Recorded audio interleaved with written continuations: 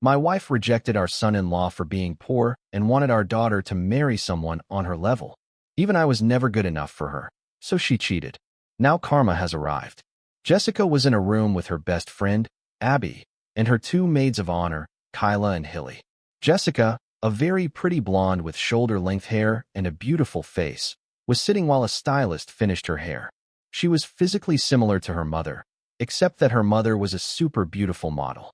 Even in her 40s, she was visibly nervous and kept playing with her hands. Standing behind her, her best friend, Abby, gently scolded her. "Calm down. It is going to be wonderful."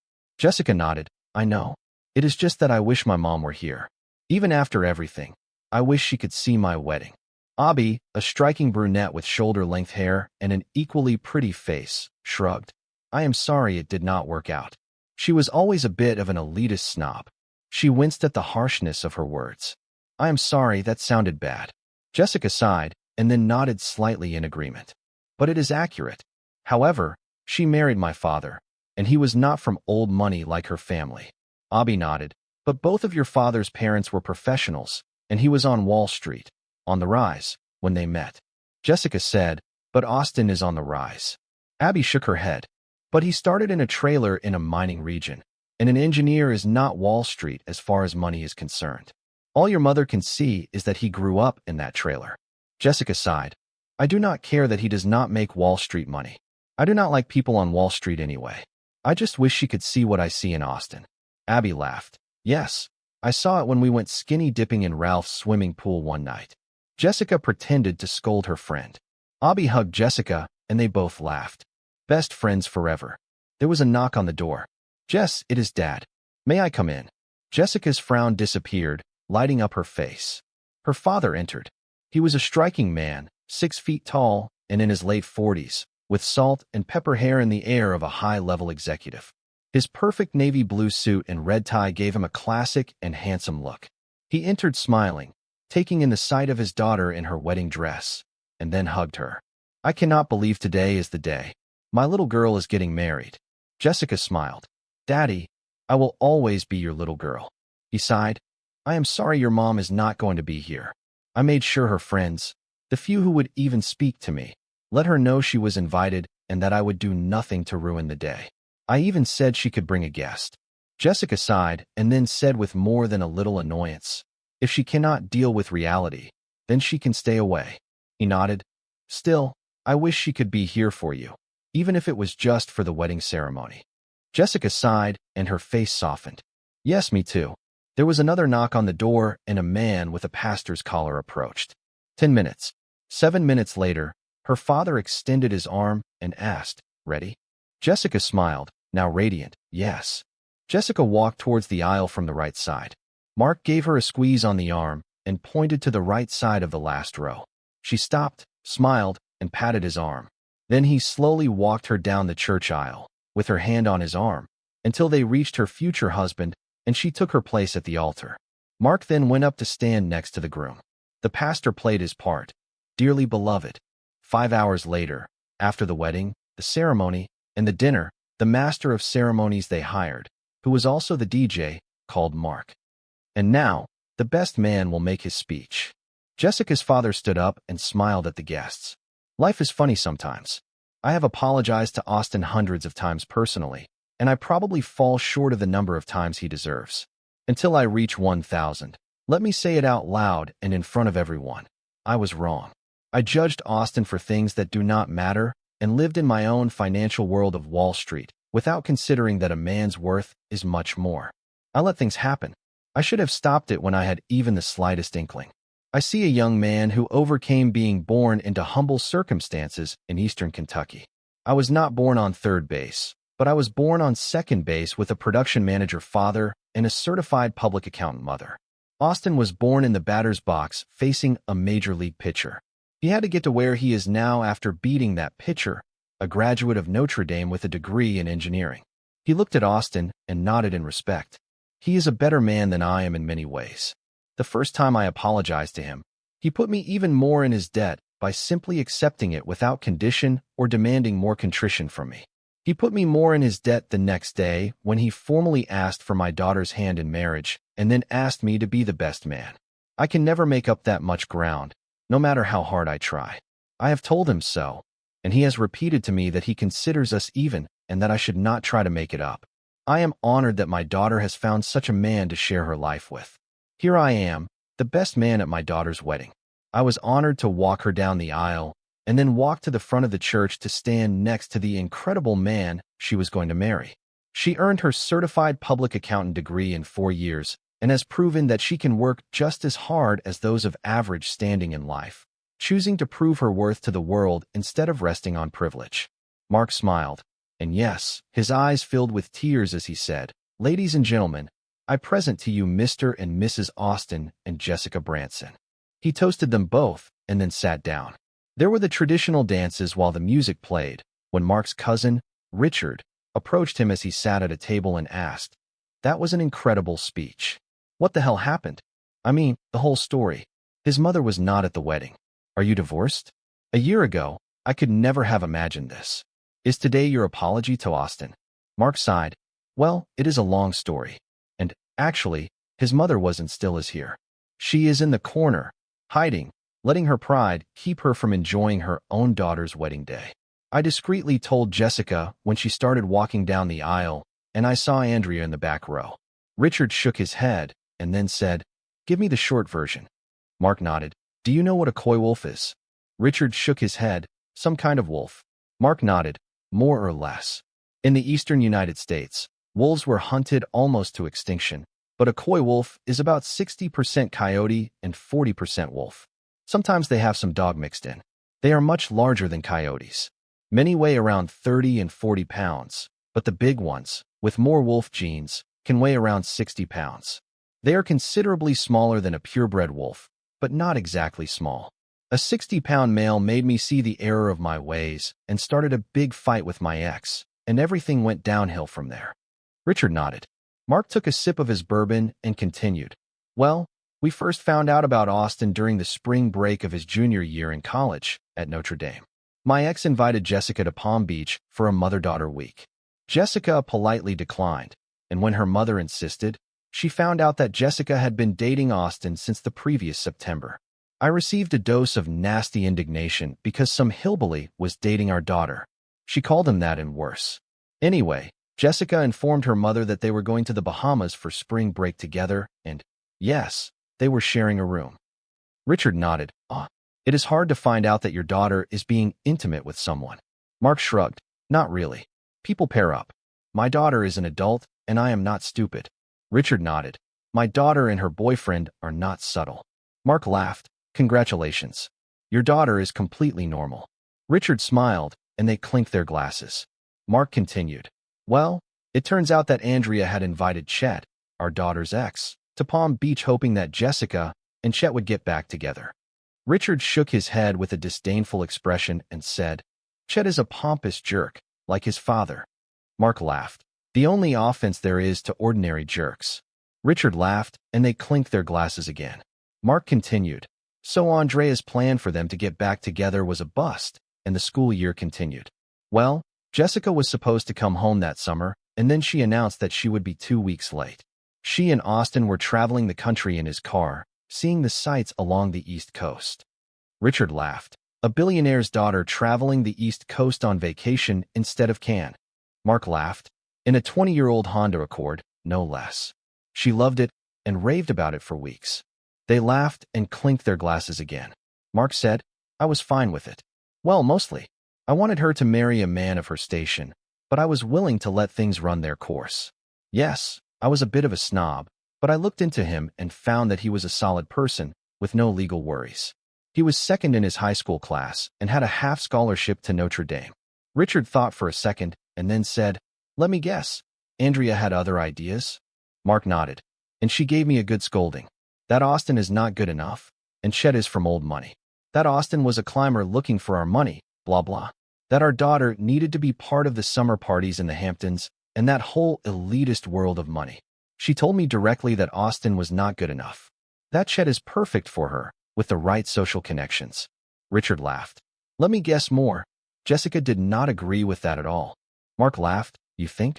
She was and still is madly in love with Austin. You can see it in her eyes how they light up when he enters the room. Well, Austin wanted to spend time with his mother that summer, and Jessica wanted time with us and her local friends. So they each went to their own home for the rest of the summer before their senior year. Richard nodded. So, Andrea did not agree with things. Mark shook his head, not remotely. She kept inviting Chet. Jessica was polite at first, but she got tired of Chet showing up and acting like they were together. Andrea invited Chet to fancy dinners at elegant restaurants with Jessica, trying to get them back together. She invited them to spend time together in Interlaken with her money. Jessica figured out her plans pretty early on and just kept turning him down. Richard sighed. So, what the hell happened to cause your divorce? Mark sighed. A party. A big, fancy party full of rich people at Sterling Pines, our country club in New Jersey. Andrea pretended to accept Austin and wanted a party at our country club, and she invited Austin to come and meet our friends. Our friends is a lie. They were her old money friends who tolerated me. Richard shook his head. Okay, Mark said. Well, to my shame, I did not exactly oppose all of my ex's machinations. I knew something was up, but I did not say or do anything to investigate it. That is my fault. It turns out the idea was to have a big party with all kinds of elites and other old money types, and Austin would be a fish out of water and humiliated for not fitting in. Richard nodded. Mark said, so here we are at the country club. 100 or more millionaires and more than a few billionaires, all very rich. And here is Austin, a guy whose mother lived in a trailer in eastern Kentucky. Richard asked, what happened to his father? Mark said he died. Coal mine accident. Richard said. To top it off, my ex secretly invited Chet. Richard shook his head. Mark laughed. Not for long. So here I am, not saying a word while my ex is trying to get Jessica to dance with Chet in front of Austin and constantly reminding her that Chet had been her former lover. Richard winced. Yeah, that is not awkward. Mark said, it was embarrassing. It was obvious what she was trying to do, and even some of her friends were horrified. The thing is, Jessica made it very clear that she was with Austin the whole time and refused to do anything with Chet except polite conversation and nowhere private. Mark sighed. That was the beginning of the end for Andrea and me, and from there it was all downhill. No, correct that. That was the moment I started to realize that my whole life with her was a lie. My wife went to a table with caviar and called Austin over, and started explaining it in a terribly condescending way. Then she started giving Austin a fake lesson on how to eat caviar, as if he needed a lesson and as if everyone wanted to eat fish eggs. Well, she is giving this fake lesson, trying to humiliate Austin, then having Chet demonstrate this fake skill. Mark sighed. At that moment, I took Andrea by the wrist and pulled her aside and told her to cut it out at once. She flinched. I saw it then, just pure malice. Andrea's face twisted into a sneer, just pure malice. She told me that Austin was not good enough, and that Chet was. She would do anything to keep Austin from ending up with Jessica, even hire an escort to seduce Austin if necessary. That shocked me. Andrea was willing to break the law to break up Austin and Jessica's relationship. If Chet was not Jessica's choice, she would find someone else from the right social class. Mark nodded. Well, Andrea pulled her hand away from me and headed towards Chet when fate intervened. I was on the opposite side of the club's pool. Andrea was walking towards Chet. Andrea got close to Chet and whispered in his ear. Then Chet started walking towards Jessica and Austin.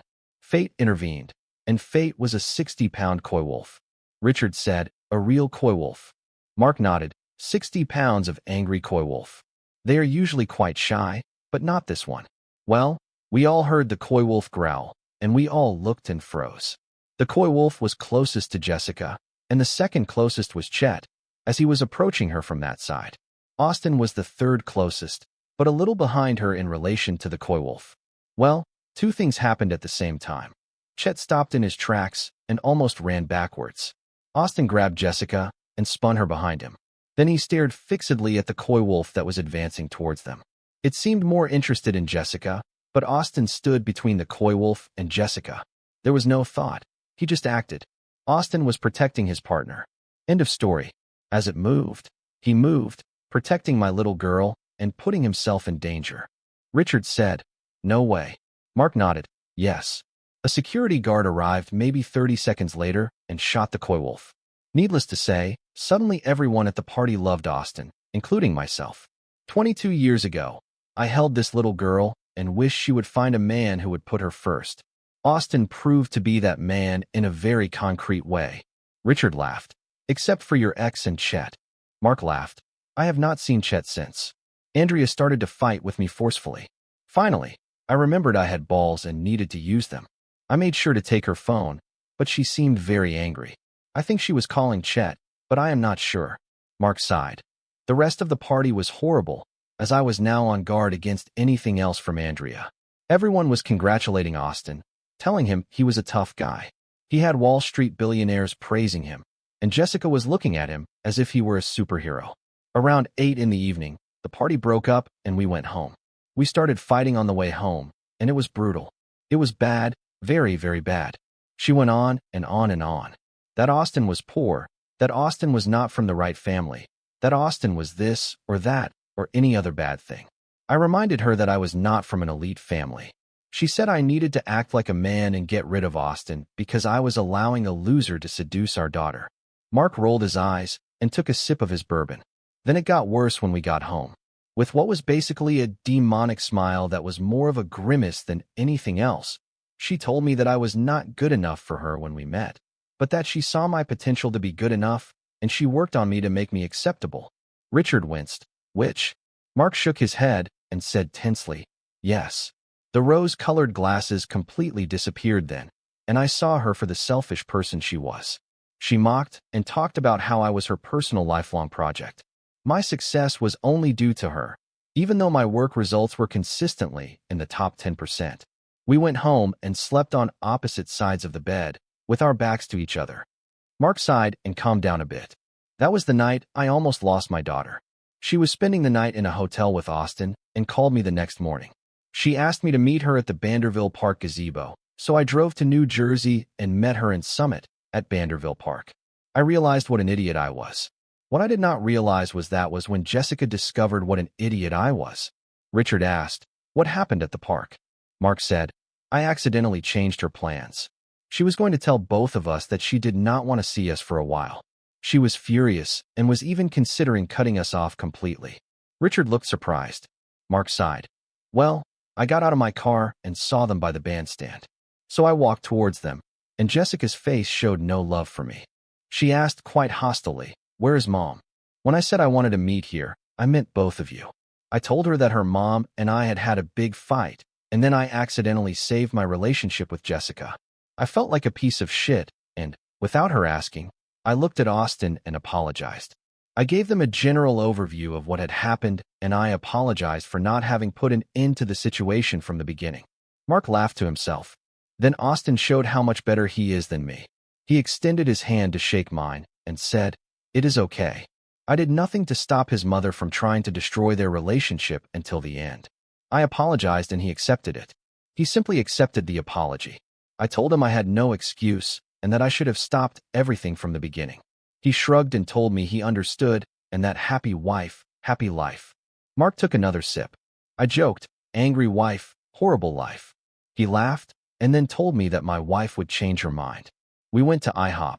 Of all places, we had breakfast, and he talked to me without any animosity. He had really forgiven me. I was looking for a way to forgive my wife, and I hoped she would change her mind. Richard laughed. That will happen on the 12th of Never. Mark nodded. So I got home and Andrea was in the worst of moods. She started yelling at me, asking where I had been. I told her I had gone to New Jersey to apologize to our daughter and Austin for my atrocious behavior.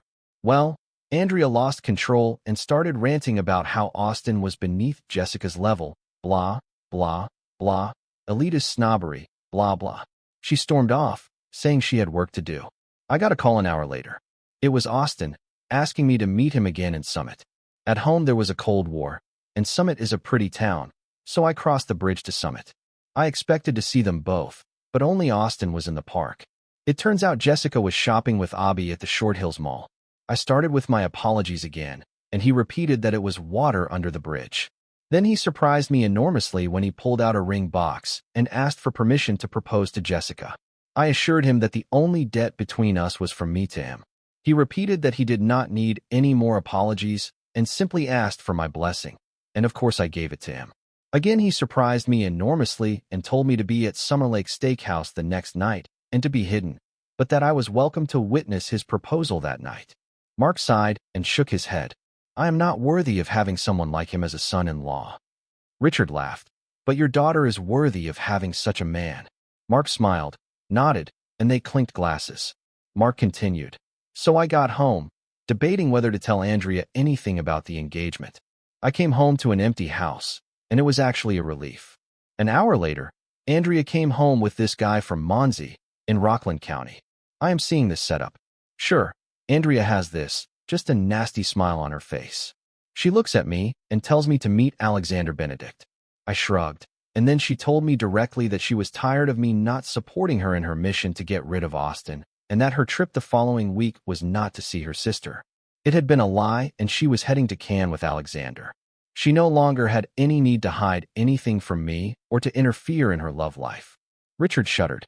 Mark shuddered. Some kind of weird internet story written by a lunatic on a website. Richard laughed. Lunatic is right. Mark shrugged. The strange thing was that I was fine with it. You would expect to be angry, but I was not. I did not care. I just did not care. I shrugged and told her she could stay another month if she wanted. I was fine with it. It was just a relief. I told her we were getting a divorce. She became enraged, promising all kinds of hardships in my future. She boasted about how she had been cheating on me with others for years in the northern suburbs, around Rockland County, far from our home on Long Island, and lived two separate lives. Mark shrugged. At her family's insistence, we had a prenuptial agreement. It was a bit one-sided, as her family's fortune stayed with her. I already had a rough idea of what the division of assets would be like. I decided not to tell Andrea about the upcoming proposal because she would surely ruin it. I kept quiet about what her mother was doing for several days, again so as not to ruin her proposal night. I went to Summer Lakes and everything was set. I was in a corner with a woman hired as a photographer. They came in and sat down for dinner. 5 minutes later, he got down on one knee in front of the whole place. Jessica said yes, and then smothered him with kisses, telling him she was the happiest woman in the world. Her best friend, Abby, and her husband, Michael, were at another secluded table. I was there, and we could all see it. I paid for everyone's dinner, even for the people who were just strangers who had witnessed the proposal. I am glad Jessica did not ask about her mom that night, so she could go back to her hotel room with Austin, happy. I got home, and Andrea was nowhere to be found. She was probably with her lover, and I did not care. I slept happily, partly because of Jessica's successful engagement, and partly because I knew I would be free. Richard asked, so, her mom did not know about the engagement? Mark shook his head. No, not at first. And I just did not care. She could find her own sources. I was just tired of it all. She came home early the next morning and, of course, told me how clever she was for having lovers in the northern suburbs instead of Long Island. I told her to hire a lawyer and that we were already done. She started screaming malicious threats and, boy, did she follow through. I went to work the next day, which was a Monday, and found a security guard waiting for me with several boxes of my things. The president came out and told me I no longer worked there. From a top Wall Street executive to unemployed in a week. She had called her father to use all his favors on Wall Street. Andrea was the lousy acorn that fell from her father's lousy oak tree. Mark laughed. Richard was surprised. Why are you laughing? Mark said, she made all that effort to try to ruin my life, and the only thing I felt was that I was free. I was suddenly happy in a way I could never understand. Suddenly that weight of a loveless marriage and a stressful life was gone. They had made all that effort, even getting a restraining order, so I could not go near my house or my former employer. I made plans to fly to England and do something I had always wanted to do, walk the Southwest Coast Path, and I booked more than 3 weeks to do it. Andrea would never have wanted to do something like that, like walking a 600-mile-long scenic trail. I was free. I had to organize everything, so I made plans for 2 weeks from then. Richard asked, did you go alone? Mark nodded, alone. It was magical. The Bristol Channel on my right, the English countryside on my left. It was cathartic as hell. I met a lot of nice people, had a lot of nice meals, all by myself. I saw magical seaside towns and magical cities. The weight of my previous life fell off me, and I felt reborn. Getting back to Jessica, I called Jessica and met them in Summit on Tuesday, and I gave them the general information of what had happened with Andrea's lover and our upcoming divorce. Jessica was shocked and really angry with her mom.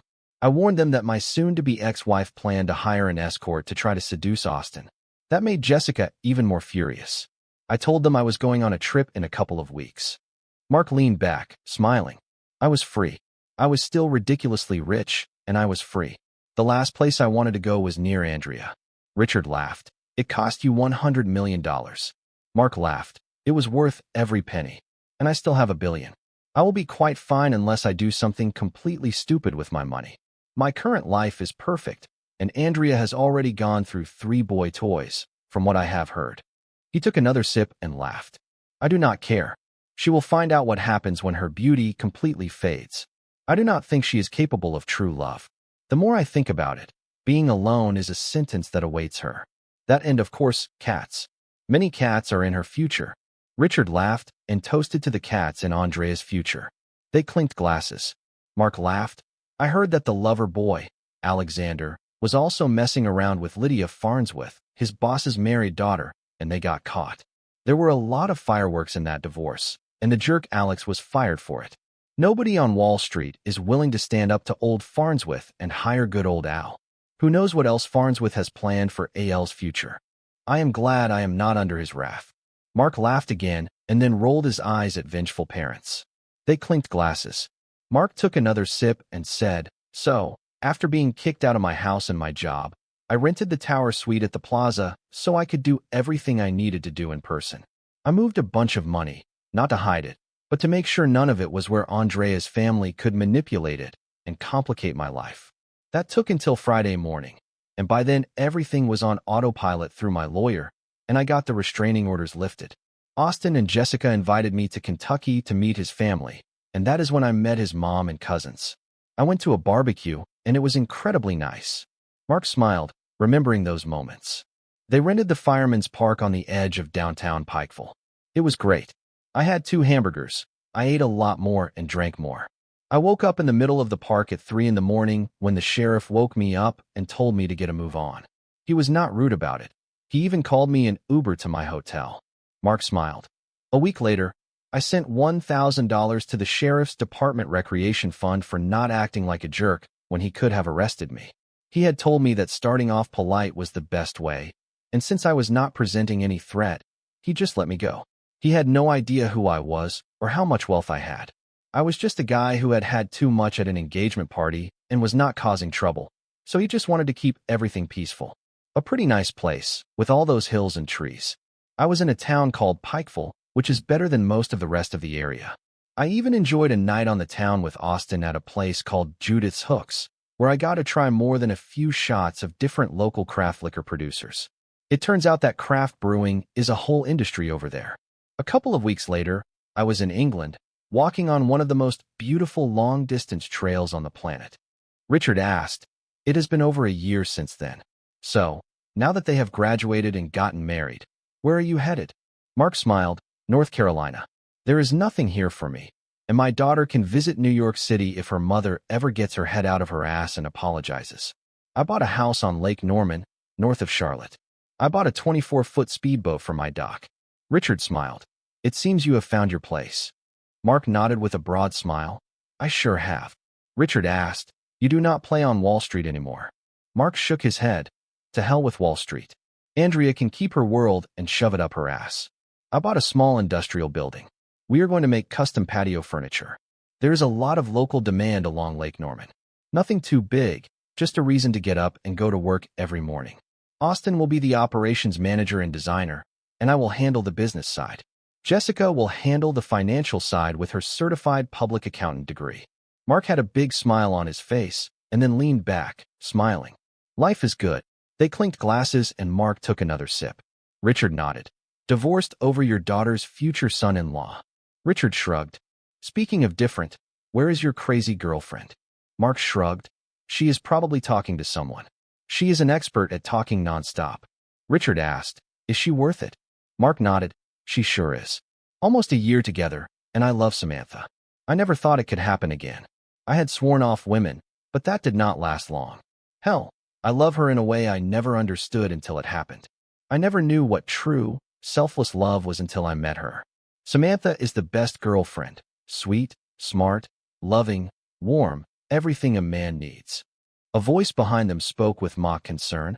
Are you talking about us? Mark turned and smiled at a woman who was pleasant to look at, but not in the model beauty league of his ex-wife, Andrea.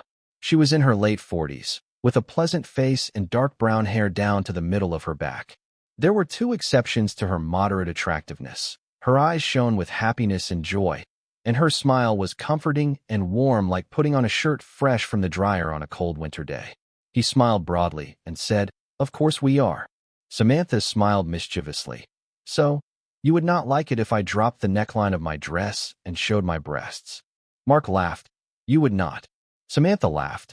"Only because it is my son's wedding. If there is something I did not expect, it is that the bride's dad's new girlfriend would be the groom's mom. What a situation. But I have liked it. And of course I have loved the story of the coy wolf even more and how it completely changes Mark's perspective.